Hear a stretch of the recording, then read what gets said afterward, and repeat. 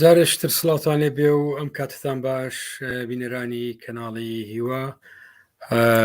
جارێکتر لە تەوەری سێمی بەرنمەیەکی تر پێتان دەگەینەوە کە تایبەتە بە خستنە ڕووی چەند سرنجێکی خێرا لەبارەی شوناسی خۆپشاندانەکانی ئێران و بزافە کۆمەڵایەتی کە ئەمڕۆ لە ئێران بە شێوازی با بڵێن بە شێوازێکی بەرفراوان لە ماوەی زیاتر لە چڕ ڕۆژی ڕابردوو بەردەوامی هەیە لە ئاستی جۆرا و جۆرەوە لەسەر ئاستی ناوەخۆ لەسەر ئاستی ناوەندی جۆرا و جۆر لێکۆڵینەوە و هەروە تێگەیشتنی زۆر هەیە لەبارەی گرنگجی و ئەهمیەتی ئەم با بڵێن دیاردایی کە ئێستا لە دۆخی ئێران و لە تەواوی شار و شارۆچکەکان و هەروەها بە تایبەت لە ڕۆژهەڵاتی کوردستانیە لە ناوچە کوردستانیەکان بەڕێوەچێ خاڵی یەکەم لێرەدا من هەوڵەدەم لە ماوەی دەدەقا تا 15 خولەکێک چەند سرنجێکی خێرا لەسەر ئەم پرسە بدەم و هەروەها بەداوای لێبردنەوە لە بینەران کە دیارە تەنیا ئەم بەرنمەیە لە یوتیوب پەخشەکرێ لە چەناڵەکانی تر ئیشکالەتێک هەبوو پەخش ناکرێتن دواتر دەکرێمە لە چەناڵەکانی تر شێری بکەینەوە ئەمە دەبێتە ئیشکالەتێک لە ڕاستیە کە بەشی زۆری بینەران لە ڕێگای با بڵێن لە دەرەوەی یوتیوبەوە زیاتر متابعەکرا و کۆمنتیان دەدا لەسەر پرسی ئەم خۆپشاندانە دیارە ئەم بە تێگەیشتنی من خاڵی یەکەم دەکرێت لەسەرەوە بۆستین ئەم خۆپشاندانانەی ئەمڕۆ لە ئێران با بڵێن بەڕێوەیەچیان ئەو ڕاپەڕینەی کە هەیە کە نەتیجەی یعنی ئەم ڕاپەڕینە نەتیجەی دروستبوونی بزافێکی کۆمەڵایەتی گەورەیە کە ئەم بزافە کۆمەڵایەتیە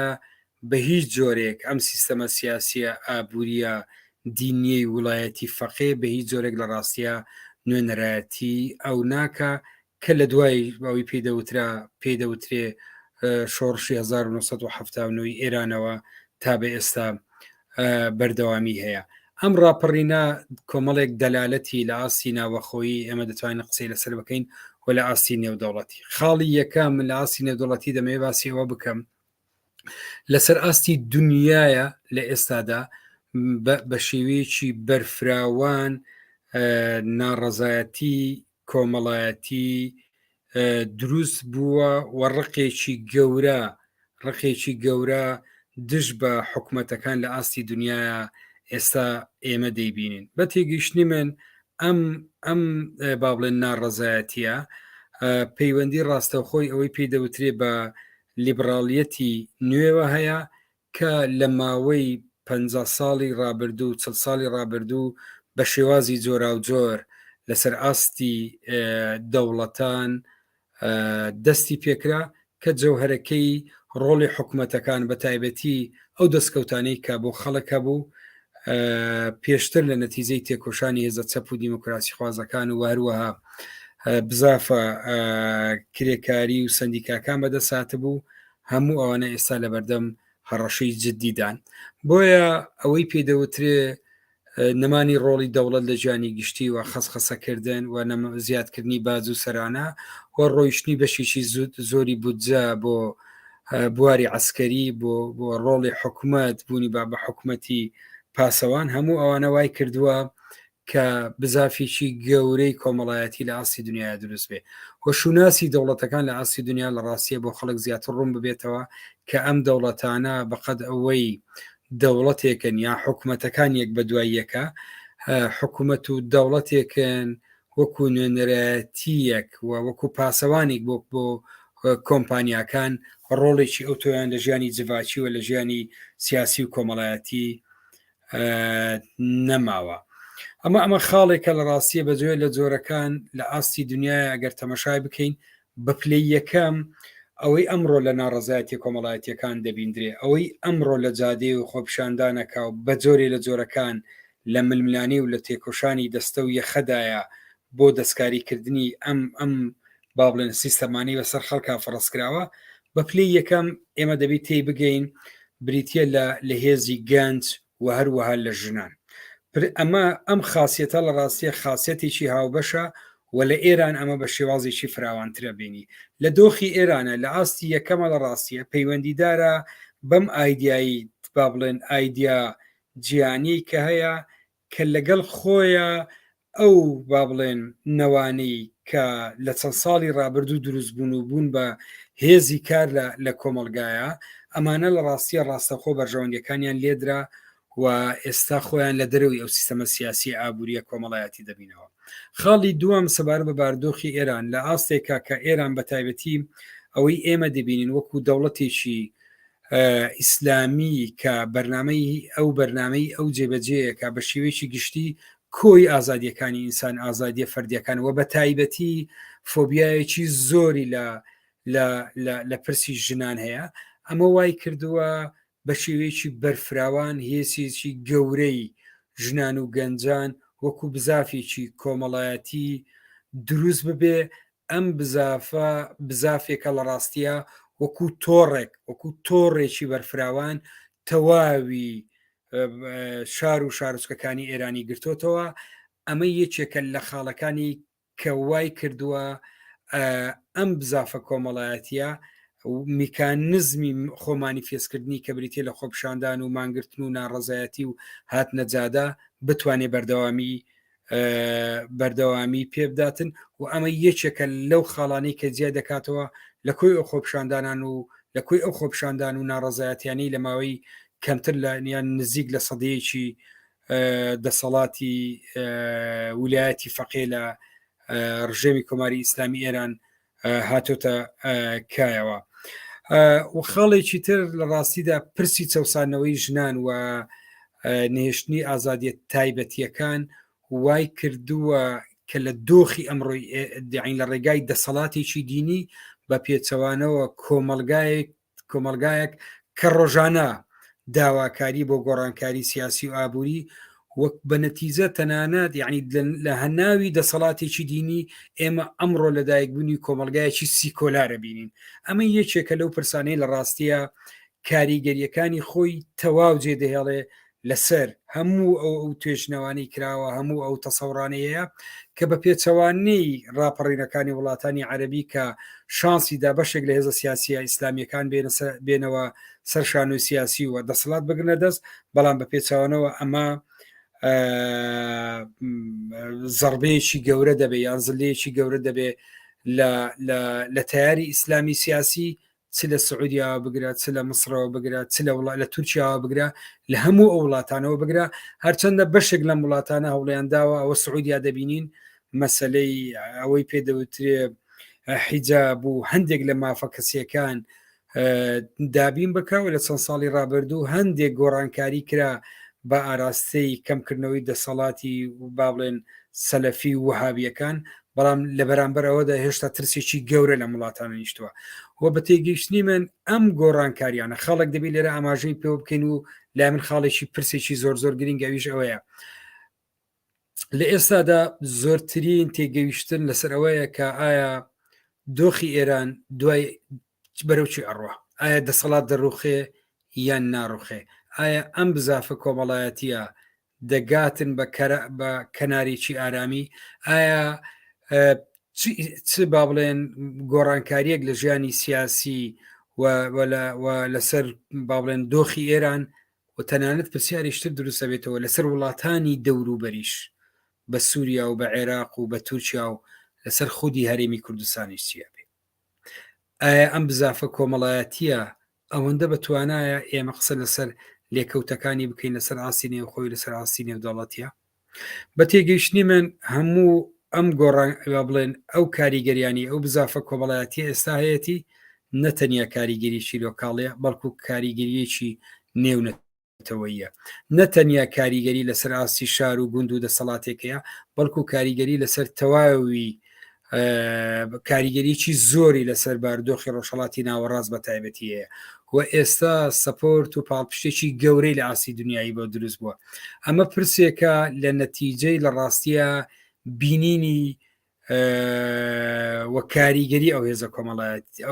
هێزە کۆمەڵایەتیە یەکێ لە خاڵەکان هێزە کۆمەڵایەتی لە ڕاستیە پێمان دەڵێ ئەوەیە کە بزافی کۆمەڵایەتی وە کۆمەلگا بە نەتیجە لە ڕووی چەندایەتی و چۆنیایەتیەوە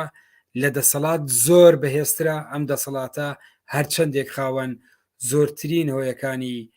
چەسانەوە و قەمعکردن و هەروەها تا چەند دەسەڵاتێکی دیکتاتۆر بێتن. ئەمە وای کردووە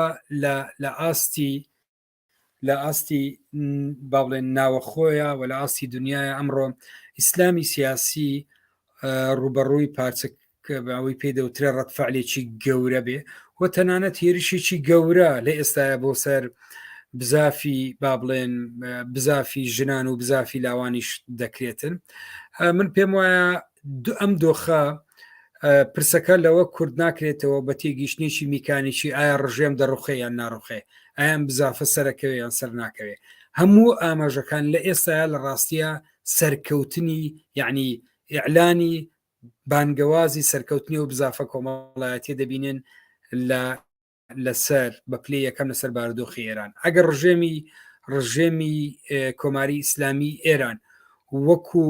وەکو با بڵێن دەسەڵات لە بارودۆخی ئەمڕۆشان نەڕوخێ، بەڵام لە ڕاستیە لە ڕووی کاریگەریەکانی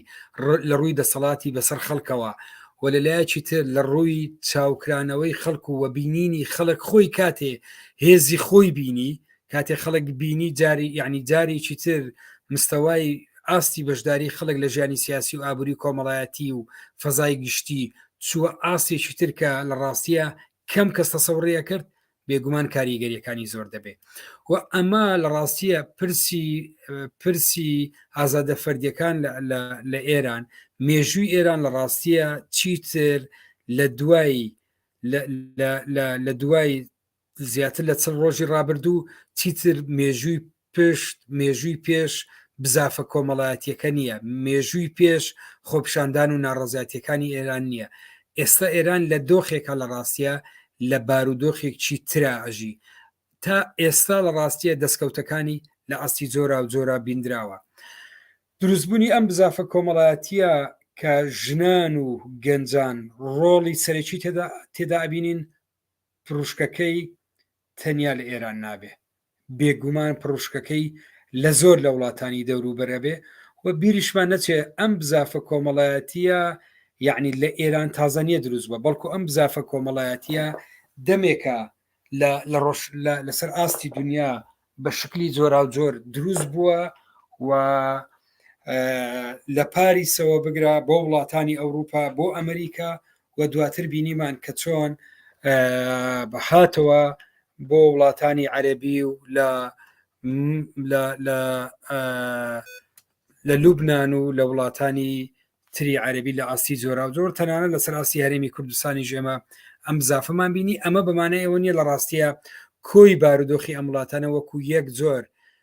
لە سیستەمی سیاسییان یەک زۆر لە شوناسی و هێزە کۆمەڵایەتی ببینین. شوناسی و هێزە کۆمەڵایەتی هەیە لە ڕاستیە شوناسێکە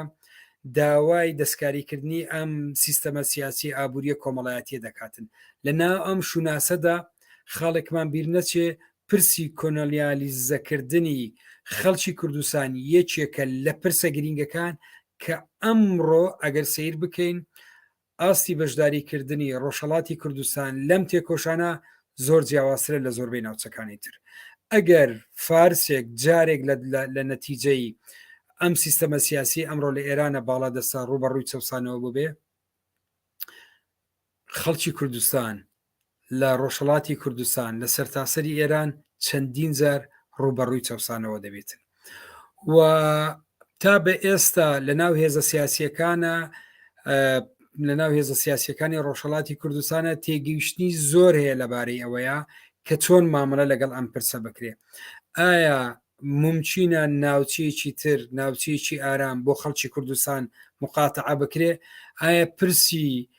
مافە نەتەوایەتیەکانی خەڵکی کوردستان، پرسی نێشتنی چەسانەی نەتەوایەتی لەسەر خەڵکی کوردستان لە ڕۆژهەڵاتی کوردستان بەرەو کوێ هەنگاوانێ؟ ئەمە یەکێکە لەو پرسانی بە تێگەیشتنی من